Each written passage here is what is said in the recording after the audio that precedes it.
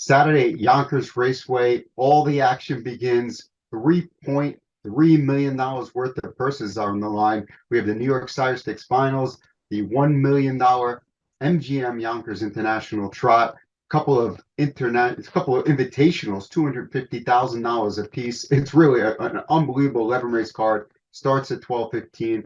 Up on DRF.com, we're going to have free pass performances and live video for you to check out, along with full card analysis.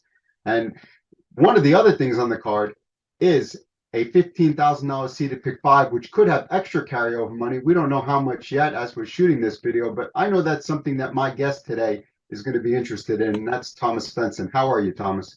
I'm very, very good, Derick. Yeah, I'm always into big pools, and like with a $5 pick five, you need to take some chances and have maybe one or two singles. So I'm always up for that.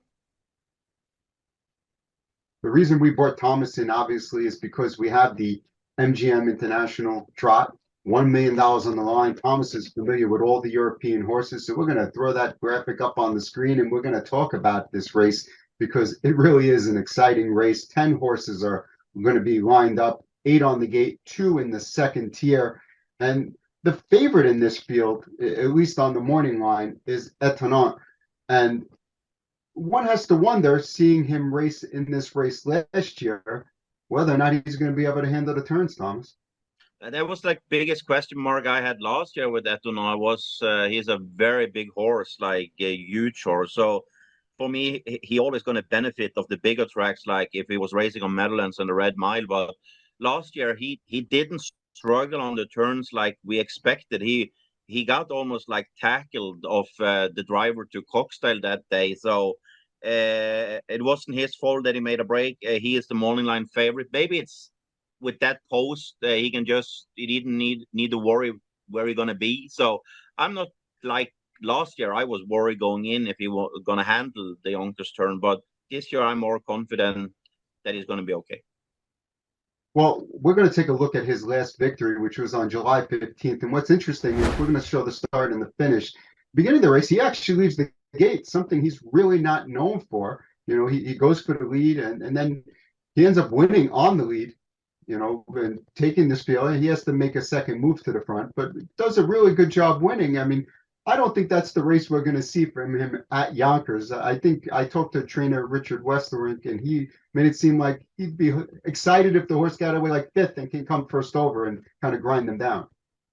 Yeah, he is a horse that you don't want to have on the outside because he is like so mentally strong because he is so big compared to the other ones. I've seen horses just break down when they see he is like a giant, like when he gets up to you. And the only question mark I have, the biggest one with Ethanol, is that he's best with no shoes. So Yonkers always in the future, like in the last couple of years, it's been like it's not the track that you race with no shoes. But I know Aki did it with Resolve when he won the international, and we saw yesterday on Yonkers Draco with Bo Westergaard, who's driving Get a Wish. They raced with no shoes on Draco from the 8th hole, and he won. So, and I know the surface has been better. The track guys has been working harder on the track. So, if they pull the shoes on Ethanol, watch out. Well, what I will say is I did speak to Westerink today, and he said that they're going to race with the shoes on. Obviously, that can change come Saturday. They can change their mind, but that's what he said as of now. There are obviously a lot of other horses in this field, and another one is Vivid Wise, who's coming in, and he has a win 2 starts back. But I really want to take a look at his last race, which was on July the 25th, and he really came storming home. He was absolutely dead last, came flying home, and went past Hirobuku, who's number 5 in this field, Thomas. That was one of the craziest finish I think we've seen in Sweden the last quarter, almost like he was flying from the back with it. And Vivid Vice he's been one of my favorite horses. I think he's 9 years old and he's a war horse. He is almost like foiled again. He's been through bad injuries. He's coming back. And the last 1.5 year, he looks like he's a 2-year-old again. He's smooth. There is no issue that he is 9 years old. He got the rail, and that horse can leave the gate. And if Mathieu Abriard, who is one of the better French drivers, if he protects the rail with him. I don't think you're gonna let other horses go. So Vivid Wise Ass, he is for me. It's mine morning line favorite. Thinking of other horses leaving the gate, I would assume that David Miller on the 3, It's Academic, is going to leave. Last week in the Maple Leaf Trot, we'll take a look at that video. He went to the front. He led almost the whole way and then got beat by Al Raja, who's undefeated in North America, 4 for 4. Yeah, it's not like if you lose for Aladia One, who is like the best horse in the US, and Dexter Dunn have said that he is the fastest trotter he have ever been driving. So it's not bad to lose for Aladia One, and it's academic. He's not like he is super fast when the gate leaves. He's more like he can like come off to like 1/16 of a mile and then he kick in like that. So I don't think he gonna be faster than Vivid Wise Ass. If not the guys gonna let David go, and with the French guys on the inside and Hannu Korpi on the outside with Hirobuku, I don't think it's gonna be so easy if it was the American and Canadian driver. Speaking of Hirobuku, I actually spoke to Hannu Korpi, and he made it seem as though like his horse isn't so much fast as the horse is very handy and can handle all the turns. And I didn't get the impression that he was going to gun off the gate there. Yeah, Hirobuku, he's a 9-year-old gelding that he has been improving insane the last 1.5 years after he went to Finland to the connection around him. In Sweden, he was just a regular horse when I saw him. So he is definitely stepping up, surprising me many times. I've never been like super high on him. He won a big race in Finland when he beat the good horses. Hail Mary was one of them. It's so hard to see where he's gonna be from the five hole. The track gonna be perfect for him because he's like you said, like Hannu had said that he's very handy. He's don't gonna struggle with the turns and stuff like that. So for me, Hirobuku, he gonna be a player. I don't think he's gonna win the international. So, but it's not like I'm gonna be super surprised if he does. Let's look at some of the other foreign horses. Get a Wish, is this a horse that we can see perhaps leaving the gate? Obviously, you mentioned Westergaard left the gate from the 8 hole the other day. Yeah, Get a Wish is like in Scandinavia. He won in Charlottenlund for 10 days ago from the lead, and he's little like not a nutcase, but he struggles sometimes when he gets behind the gate in Scandinavia when the gate drive a little slower than do in US. So he sometimes make a break before the gate leaves. I think how the gate goes in the US is going to benefit Get a Wish. He is very fast from the gate. It's going to be exciting to see what Bo Westergaard do. I think he did that with Draco yesterday.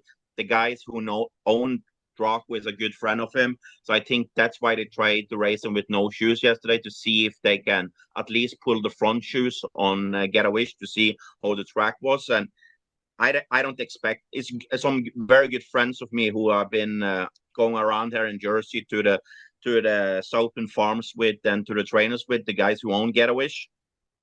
I don't expect him to win. I will be very surprised. But if he can leave the gate like I know he can be a player to make up this race to be a very interesting international trot. I know he's not a European, but Aldebaran Zeus coming in from Australia. Have you seen that horse race? What are your thoughts there? Yeah, I've seen the horse down under. I am always very critical when Australian, New Zealand horses come to the elite club. So I'm gonna be the same this time. It's very exotic. It's very cool when you get the story like we had in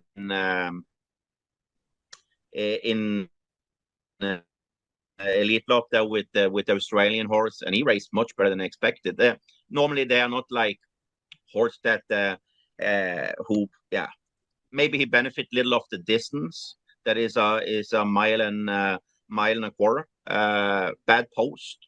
They drive more like they do in Scandinavia with 2 and 3 wide and second over and third over and 3 wide. So for me, it's the horse who I have on my rank. He is the horse. For me, it's a 20-1 shot.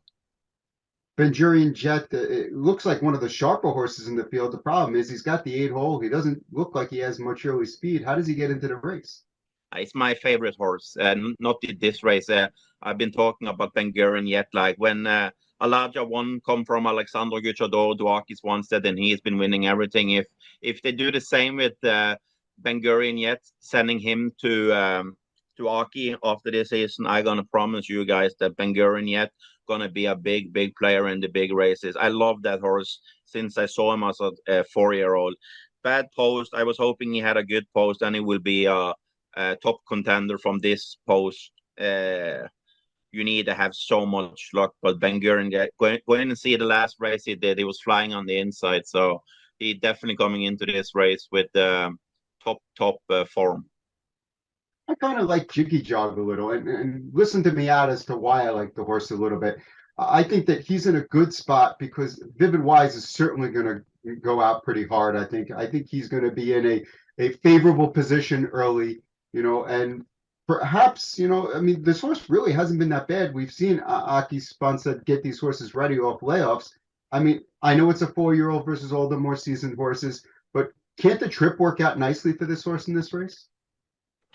I think we have been a little too critical to Jiggy. She lost for Stream, and they was flying like how fast can a horse go when she lost last time? I think she was kicking in, was a 25-4 last quarter. So the only issue I have with Jiggy Job, I'm just happy she come off a layoff because Aki always have them ready. She needed a break a little, but the biggest issue is she struggled a little on Yonkers on the turns. She did it in the races she done racing there before.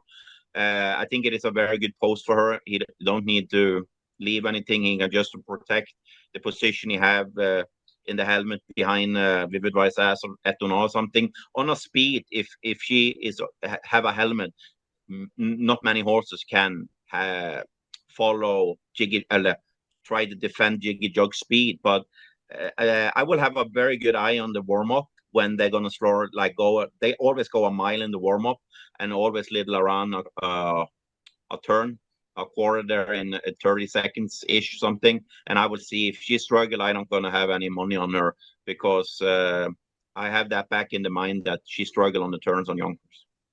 And then finally, since we talked about everyone else, we'll mention Venary. Made a break in that last start, has never been on a half-mile track. Is that something you're concerned about?